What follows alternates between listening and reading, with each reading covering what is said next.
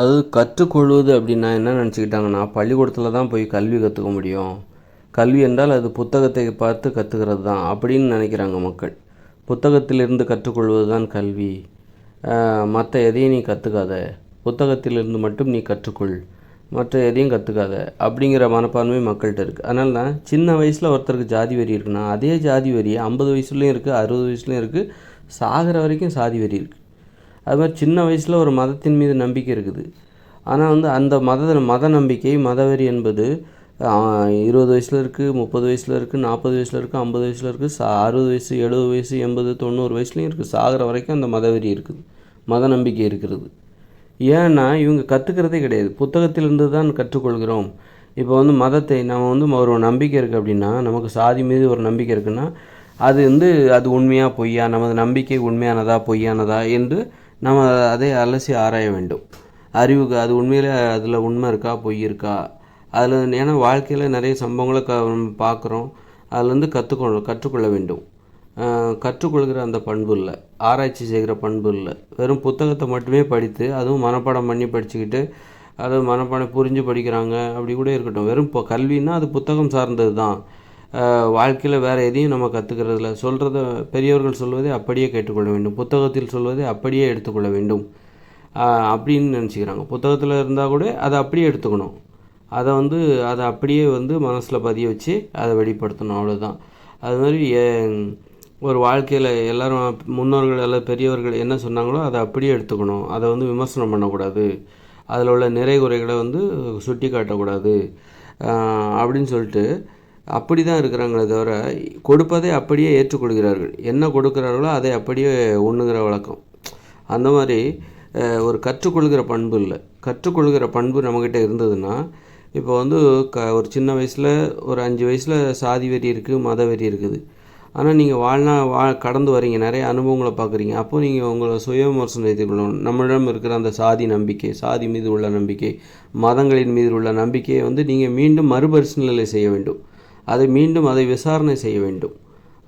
அந்த நம்பிக்கையை தனியாக நிப்பாட்டி விசாரணை செய்ய வேண்டும். இது உண்மையானதா பொய்யானதா அப்படின்னு நீங்கள் அதை விசாரிக்கணும். விசாரித்து இது தப்பு, இது அப்போ நம்ம முன்னோர்கள் நம்மளை தப்பாக நமக்கு நம்ம தலையில் ஒரு கருத்தை திணிக்க பார்க்குறாங்க அப்படின்னு சொல்லிட்டு அதை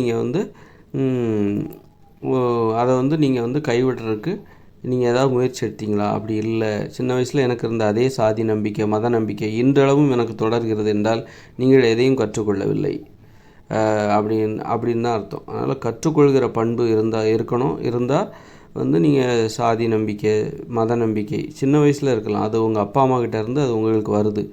ஆனால் வளர்ந்த பிறகு நீங்கள் அதை மறுபரிசீலனை செய்திருக்கணும், அதை ஆராய்ச்சி பண்ணியிருக்கணும், விமர்சனம் பண்ணி தேவையில்லாத விஷயங்களை, தேவையில்லாத நம்பிக்கைகளை இறக்கி வைத்து விட வேண்டும். அதனால தான் அப்போ தான் வாழ்க்கை எளிதாக இருக்கும். அவங்க பெற்றோர்கள் ஏற்றிய சுமைகளை அப்படியே நீங்கள் சுமந்து வரக்கூடாது. நீங்கள் ஒன்றும் கழுதைகள் கிடையாது, பெற்றோர்கள் ஏற்றிய சுமையை அப்படியே கடந்து செல்வதற்கு. அதனால் நீங்கள் அந்த சுமைகளை, நீங்கள் அந்த ஒரு பெற்றோர்கள் ஒரு நம்பிக்கையை உங்கள் மேலே வைக்கிறாங்க அப்படின்னா, அந்த நம்பிக்கையை நீங்கள் விமர்சனம் செய்யும்போது நீங்கள் உங்கள் பெற்றோர்களே விமர்சனம் செய்கிறீங்கன்னு அர்த்தம்.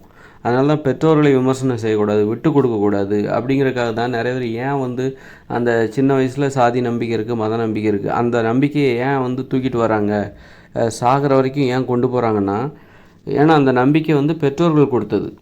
அப்போ இந்த நம்பிக்கையை விமர்சிப்பது என்பது பெற்றோர்களையே விமர்சிப்பதாக அது பொருள்படுகிறது.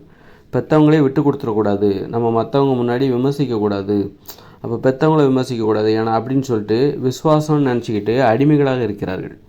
நம்ம பெற்றோர்கள் நமக்கு கொடுத்த ஒரு நம்பிக்கையை நாம் விமர்சிப்பது என்பது பெற்றோர்களையே விமர்சிப்பது, பெரியவர்களை விமர்சிப்பது அப்படின்னு இவங்க நினைக்கிறாங்க. அதனால் அப்படி விமர்சிக்கக்கூடாது, அது நம்ம விட்டு கொடுக்குற மாதிரி, அவங்கள நம்ம விட்டு கொடுத்துட்றோம் மற்றவங்ககிட்ட அப்படின்னு சொல்லிட்டு அதற்கு பெற்றோர்களுக்கும் பெரியவர்களுக்கும் விசுவாசமாக இருப்பதாக நினைத்து கொண்டு அவர்கள் ஏற்றிய மூட நம்பிக்கைகளுக்கு முட்டு கொடுக்கிறார்கள். அவர்கள் மீது பரிதாபப்படுகிறார்கள். பெற்றோர்கள் ஏற்றிய அந்த நம்பிக்கையை விமர்சனம் செய்யும்போது ஐயோ பாவம் அவர்களை விமர்சனம் செய்வது அவங்களுக்கு எவ்வளோ கஷ்டமாக இருக்கும். அவங்க தானே சொல்லி கொடுத்தாங்க. அப்போது அவங்க சொல்லி கொடுத்த அந்த நம்பிக்கையை நம்ம விமர்சித்து அதில் குறை சொன்னோன்னா அவங்க மனசு எவ்வளோ கஷ்டப்படும். நமக்காக எவ்வளோ கஷ்டப்பட்டுருக்காங்க, ரொம்ப கஷ்டப்பட்டு நம்மளை படிக்க வச்சுருக்காங்க. அப்படி இருக்கும்போது நாம் வந்து அவங்க நமக்கு கொடுத்த நமது மனதில் ஏற்றிய அந்த நம்பிக்கையை வந்து நம்ம விமர்சனம் செய்வது, அவர்களையே விமர்சனம் செய்வது. பெற்றவர்கள் வந்து நமக்கு நன்மை தரும் அப்படின்னு நினச்சிட்டு நம்ம மேலே ஒரு நம்பிக்கை வைக்கிறாங்க. சாதி நம்பிக்கை வைக்கிறாங்க, மத நம்பிக்கை வைக்கிறாங்க. பெற்றோர்கள், உறவினர்கள், நமக்கு பிடித்த அந்த உறவினர்கள், நமக்கு பிடித்த நமது பெற்றோர்கள் நமக்கு நன்மை தரும் அப்படின்னு நினச்சிட்டு தான் நமக்கு ஒரு நம்பிக்கை கொடுக்குறாங்க. மத நம்பிக்கை கொடுக்குறாங்க, சாதி நம்பிக்கை கொடுக்குறாங்க. இந்த நம்பிக்கையை நீ பற்றிக்கொள், இதை வந்து நீ விமர்சிக்காதே, குறை சொல்லாதே, இது உனக்கு உதவும். சாதி நம்பிக்கை என்பது உனக்கு உதவும், மத நம்பிக்கை என்பது உனக்கு உதவும், அதனால் இதை விட்டு கொடுத்து அப்படின்னு சொல்லிட்டு அவங்க கொடுக்குறாங்களா? ஓகே. அப்போ இப்போ இது வரைக்கும் நம்ம பெற்றவங்க காப்பாற்றிட்டு வந்தாங்க இந்த சாதி நம்பிக்கை, மத நம்பிக்கை. இதன் மீது நாம் தான் காப்பாற்றணும். இப்போ பெரியவர்கள் காப்பாற்றி நம்மக்கிட்ட ஒப்படைச்சிருக்காங்க. இந்த நம்பிக்கையை நாம் காப்பாற்றி நம்ம பிள்ளைகளுக்கு நாம் கொடுக்கணும் அப்படின்னு சொல்லிட்டு அந்த அந்த நம்பிக்கையை சுமக்கிற பொறுப்பு நமக்கு வந்துருச்சு அப்படின்னு நினச்சிக்கிட்டு அந்த நம்பிக்கையை வாங்குகிறாங்க. அந்த நம்பிக்கை அப்போ அதை வந்து விமர்சிப்பது என்பது அவர்கள் நம் மீது வைத்த நம்பிக்கையை விமர்சிப்பதாக இருக்கும். அவர்களுக்கு செய்கிற நம்பிக்கை துரோகமாக அது இருக்கும். அப்போ நம்ம பெற்றோர்கள் வந்து அவங்க எவ்வளோ மனசு கஷ்டப்படும் அப்படிங்கிற மாதிரி, நமக்காக எவ்வளோ கஷ்டப்பட்டாங்க, நம்ம நல்லா இருக்கணும்னு கஷ்டப்பட்டு தானே நம்மளை நம்பி தானே ஒரு நம்பிக்கையை நம்மக்கிட்ட கொடுத்தாங்க. அந்த மத நம்பிக்கையை நம்மக்கிட்ட கொடுத்தாங்க, அந்த சாதி நம்பிக்கையை நம்மக்கிட்ட கொடுத்தாங்க. அதை நாம் எதிர்த்து கேள்வி கேட்பது என்பது அவர்களே எதிர்த்து கேள்வி கேட்க வேண்டிய நிலைமை வரும். ஏன்னா அவர்களையும் விமர்சிக்க வேண்டிய நிலைமை வரும், அவர்களோட சண்டை போட வேண்டிய நிலைமை வரும், அவர்களோடு வாக்குவாதம் பண்ண வேண்டிய நிலைமை வரும். நீங்கள் அவர்கள் கொடுத்த நம்பிக்கைக்கு எதிராக நீங்கள் கேள்வியை முன்வைக்கும் போது உங்கள் பெற்றவங்களுக்கூடயே நீங்கள் சண்டை போட வேண்டி வரும், உங்கள் உறவினர்களுடைய நீங்கள் சண்டை போட வேண்டி வரும். நீங்கள் உங்கள் பெற்றவங்க, அப்புறம் உங்கள் பெரியவர்கள், உறவினர்கள் உங்களை நம்பி ஒரு சின்ன வயசில் ஒரு சாதி நம்பிக்கை, மத நம்பிக்கை உங்கள்கிட்ட கொடுக்குறாங்க. அப்படி இருக்கும்போது அதை நீங்கள் அப்படியே ஏற்றுக்கிட்டிங்கன்னா உங்களுக்குள்ளே இருக்கிற உறவுமுறையில் எந்த பாதிப்பும் இல்லை. உங்கள் பெற்றவங்க, உறவினர்கள் அவர்களுடன் உங்களுக்கு ஏற்படுகிற அந்த உறவுமுறையில் எந்த பாதிப்பும் இல்லை. அதே நேரத்தில் அவர்கள் உங்களை நம்பி கொடுத்த அந்த மத நம்பிக்கை, சாதி நம்பிக்கை, அது குறித்து நீங்கள் அவர்களிடம் கேள்வி எழுப்பினால், இது சரியாக தப்பான்னு கேள்வி எழுப்பினீங்கன்னு வச்சுங்க, விமர்சனம் பண்ணிங்கன்னு வச்சுங்க, வாக்குவாதம் பண்ணிங்கன்னு வச்சுங்க, உறவுமுறை பாதிக்கப்பட்டுரும். உங்கள் அப்பாவுக்கும் உங்களுக்குள்ள உறவுமுறை, உங்கள் அம்மாவுக்கும் உங்களுக்குள்ள உறவுமுறை, அப்புறம் உங்கள் உறவினர்களுக்கும் உங்களுக்கும் உள்ள உறவுமுறை, இதெல்லாம் பாதிக்கப்படும். ஒரு சண்டை வரும், வாக்குவாதம் வரும், அன்பு பாசம் இல்லாமல் பெறும், நீங்கள் தனிமைப்படுவீர்கள். மற்றவங்க எல்லாரும் உங்களை தனிமைப்படுத்திடுவாங்க, நீங்களும் அவங்கள தனிமைப்படுத்துவீங்க.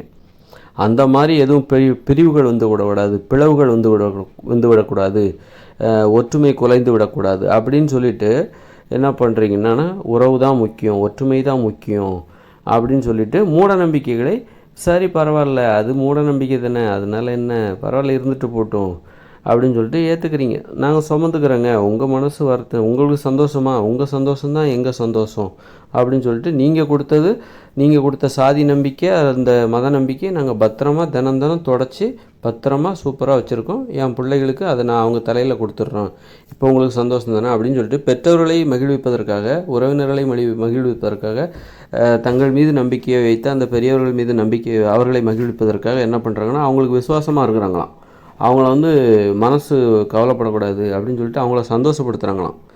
தங்களுடைய விசுவாசத்தை காட்டுறதுக்காக என்ன பண்ணுறாங்க, அவங்க கொடுத்த அந்த நம்பிக்கையை, மத நம்பிக்கையை நவீனப்படுத்துகிறாங்க, அடுத்த கட்டத்துக்கு கொண்டு போகிறாங்க. நீங்கள் கொடுத்த நம்பிக்கையை பாருங்கள், நாங்கள் எப்படி அடுத்த கட்டத்துக்கு கொண்டு போகிறோம் பாருங்கள், நவீன உலகத்திற்கு தகுந்தாற்போன்னு நாங்கள் மாற்றி சூப்பராக வச்சுருக்கோம். நீங்கள் கொடுத்தது தான் சாதி நம்பிக்கை, அந்த மத நம்பிக்கை, அதை நாங்கள் எப்படி வச்சுருக்கோம் பாருங்கள், அதை நாங்கள் அழிக்கலை, அதை நாங்கள் விமர்சிக்கலை, குறை கூறலை, கேள்வி கேட்கலை. ஆனால் அதையே நாங்கள் என்ன பண்ணுறோம், நவீன உலகிற்கு தகுந்தாற்போன்று நாங்கள் மாற்றி விட்டோம், இன்னும் சூப்பராக புதுப்பொலிவோடு அப்டேட் பண்ணிட்டோம், அப்டேட்டட் வெர்ஷன் இது அப்படின்னு சொல்லிட்டு அந்த மாதிரியான வேலைகளை பார்க்குறாங்க. அதனால் அப்போ அவங்க எப்படி என்ன கற்றுக்குறாங்க அப்படின்னா, அதை விமர்சிக்கக்கூடாது, கேள்வி கேட்கக்கூடாது, அந்த நம்பிக்கையை அப்படி பாதுகாக்கணும், அதைத்தான் அவங்க கற்றுக்குறாங்க. அதனால் உண்மையான கல்வி என்பது என்னவென்றால், பெரியவர்கள் உங்களை நிறைய நம்பிக்கைகளை உங்கள்கிட்ட வச்சுருப்பாங்க, உங்களுக்கு கொடுத்துருப்பாங்க, எல்லா நம்பிக்கையும் கேள்வி கேட்கணும், எல்லா நம்பிக்கையும் கேள்வி கேட்டு அதில் தேவையில்லாத நம்பிக்கைகளை கழிச்சிடணும்.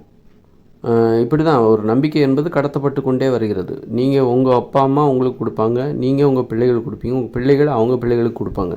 அப்படி இருக்கும்போது உங்கள் அப்பா அம்மா சரியானவற்றை தான் உங்களுக்கு கொடுப்பாங்க, அவங்களுக்கு தெரிஞ்சதை உங்கள்கிட்ட கொடுப்பாங்க. நீங்கள் அதை வாங்கும்போது தேவையில்லாதது எது, அதில் எதெல்லாம் தேவையில்லாது அதெல்லாம் பார்த்து விமர்சனம் பண்ணி கேள்வி எழுப்பி விமர்சனம் பண்ணி அதில் எது தேவையில்லாதோ அதை தூக்கி ஓரமாக போட்டுருங்க, குப்பையில் போட்டு அவங்க கொடுத்தது எதுவுமே தேவையில்லாத இருக்குது, ஒன்றும் கூட உருப்படியாக ஒன்றுமே இல்லை அப்படின்னா நீங்கள் புதிதாக ஒரு நம்பிக்கையை உருவாக்குங்க.